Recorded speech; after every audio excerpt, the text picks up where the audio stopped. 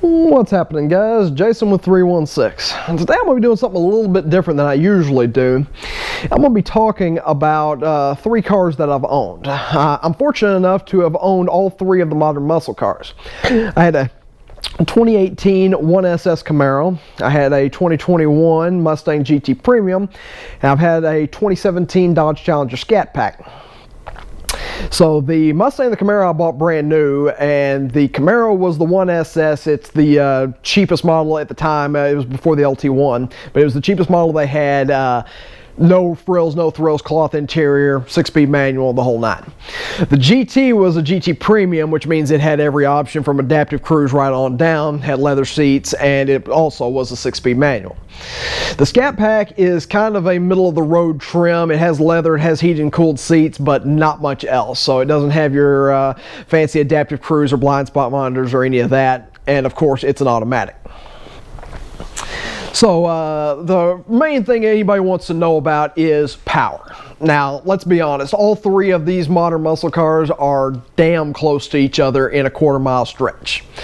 So, I mean, they're all in that mid-high 12-second range, really low 12-second range if you've got perfect conditions and a great driver. So that's not what I'm going to talk about. Instead, I'm going to talk about the everyday stoplight to stoplight power and road manners that it has. The weakest one by far is the Mustang. And yeah, I mean, when you get on that Mustang and you get it up in the RPM range, it takes off like a bat out of hell.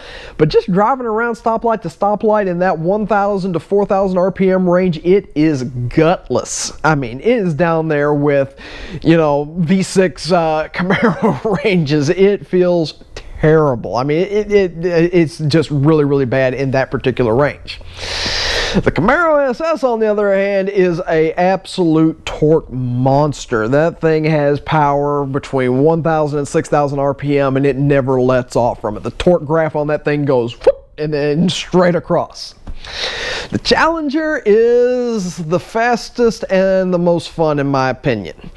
It's got bone-crushing torque no matter the RPM range. It's got power on tap. And the 8-speed automatic in it probably helps some with that, but that motor is unbelievably good. If it wasn't attached to a 4,400-pound car, it would eat everybody alive.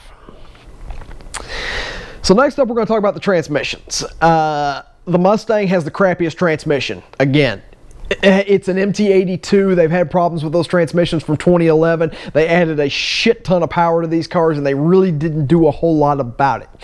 It always made creepy noises, and it felt a little bit grindy at times. I was never that impressed with it. I only had like 5,000 miles on that car when I got rid of it. So yeah, not a fan of that transmission.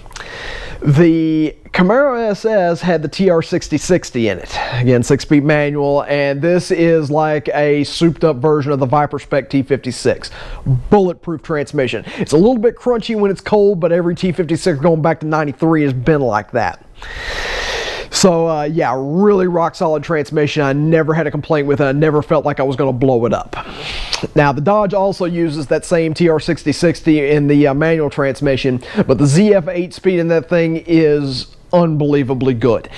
I have never seen a transmission shift that fast, and it shifts sequentially just like you would in a manual. So it doesn't put the torque converter in and go from 8th gear down to 1st gear. No. It actually runs through each one of them in both directions, however you do it. Amazing transmission, lightning fast, zero complaints about it. And now we're going to talk about looks. And looks are subjective to the person. I know a lot of people like the Mustang, but in my opinion, that car is butt ugly. I have never liked the outside of that car. It looks like a carp. To me, it's just not a pretty car. The nose is too bulbous on it. The rear looks great. Nose, not so much. So, yeah, I never really had a problem. I never really liked it, I should say. Now, the Camaro is the middle of the road on those two. I really like the looks of it, but it does kind of have a derp-looking face on it. It looks like a big mouth bass, so that grill is open, and yeah, it looks like it's shocked to see you. But I did like it. Now, I will say that the Camaro's paint quality was absolute trash on that car. I don't know if there was something wrong with mine or if that's just common to that particular car, but that paint quality is one of the main reasons I got rid of that car. The Challenger is just nasty looking. It looks like it bleeds 60s muscle, 60s and 70s muscle. I love the looks of the car. Interior quality. The Camaro is dead last. The seats were comfortable in it, but the overall quality was crap. At 11,000 miles on it, I had already rubbed a hole in the floor mat with my heel. The weather stripping was torn on the passenger side window.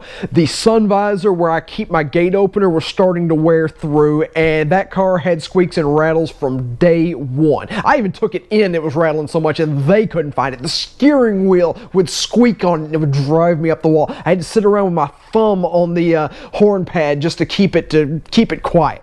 Hated the interior quality of that.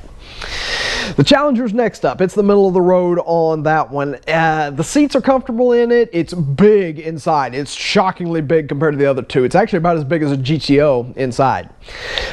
Quality on it is pretty good. It's very, very quiet. No squeaks or rattles to talk about, but it's also kind of plain. It's a dated design. Mustang knocked it out of the park. The interior is super comfortable in there. It's very fancy. There was only one rattle that I had to fix. Crazy good interior on that car. It was by far my favorite. We're talking about price. Now, pricing wise, the Mustang is the cheapest. It doesn't seem to matter which model you get. If you get the base model GT or the premium, they're always cheaper than the other two. But you kind of get what you pay for, especially on the base model Mustang, because you get this dinky little screen. It's just not particularly good. The Camaro is middle of the road on that one. It sits in between the two. It's good bang for the buck. The Challenger is ridiculously expensive, too expensive for how old that platform is, but after driving one, I kind of understand, because that car is just awesome to drive, and they know it.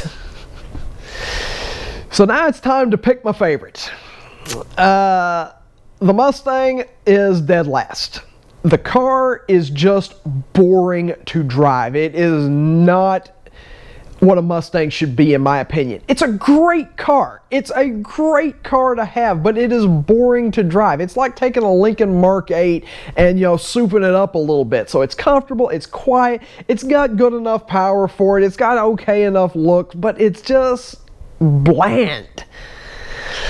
The Camaro is next up. That car is an absolute riot to drive. I mean, just tearing off at the stoplights, ripping through corners. It is incredibly fun to drive.